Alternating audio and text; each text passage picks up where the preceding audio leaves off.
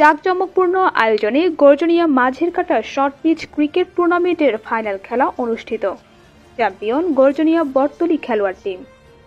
মাঝের কাটা স্পোর্টিং ক্লাবের আয়োজনে মাঝের কাটা শর্ট পিচ ক্রিকেট টুর্নামেন্টের সর্বশেষ ফাইনাল খেলা অনুষ্ঠিত হয়েছে। জাঁকজমকপূর্ণ আয়োজনে পুরস্কার বিতরণ সম্পন্ন হয়েছে। 29 নভেম্বর শুক্রবার বিকেল 3টায় মাঝের কাটা টাওয়ার সংলগ্ন অস্থায়ী মাঠে টুর্নামেন্টের সর্বশেষ ফাইনাল খেলায় গর্জনিয়া ড্রিমস 11কে 2 উইকেটে হারিয়ে চ্যাম্পিয়ন হয়েছে বটতলী খেলোয়াড় টিম।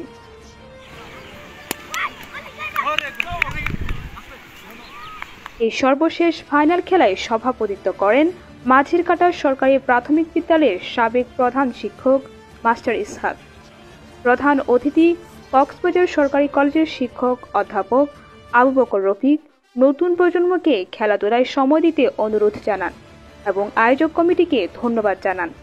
বিকাশের জন্য দুইটা দিক খুবই গুরুত্বপূর্ণ, একটা হচ্ছে শারীরিক এবং আরেকটা হচ্ছে মানসিক।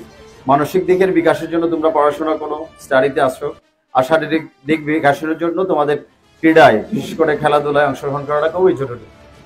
তো মাঝের কাটা স্পোর্টিং ক্লাব এক্ষেত্রে খুব সুন্দর একটা উদ্যোগের মাধ্যমে এ ধরনের একটা আয়োজন করেছে, সেটার জন্য তাদেরকে ধন্যবাদ জানাই।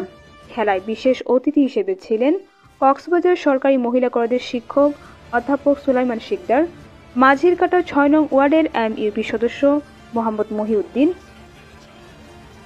বাংলাদেশ পুলিশ সদস্য শাহনেওয়াজ, গর্জনিয়া ক্রীড়া সংস্থার সাধারণ সম্পাদক জয়নাল আবেদিন জনি সহ স্থানীয় মান্যগণ্য ব্যক্তিবর্গ। বক্তারা খেলাধুলার মাধ্যমে নতুন প্রজন্মের মেধার সঠিক বিকাশের জন্য মাঝের কাটায় একটি মাঠের প্রয়োজনীয়তা তুলে ধরেন। সরকার সহ উচ্চ মহলের কাছে একটি মাঠ প্রতিষ্ঠা করার অনুরোধ জানান।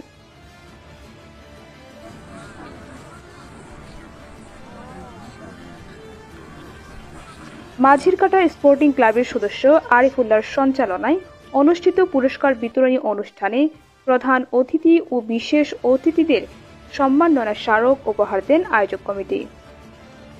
টুর্নামেন্ট সেরা তানবীর, সেরা উইকেটার তারিককে ক্রেস্ট দেওয়া হয়।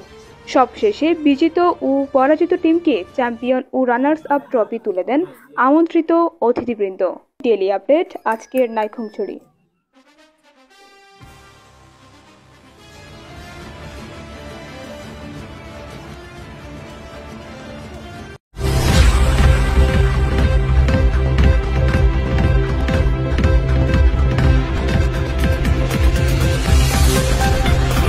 আজকের নাইখংছড়ি।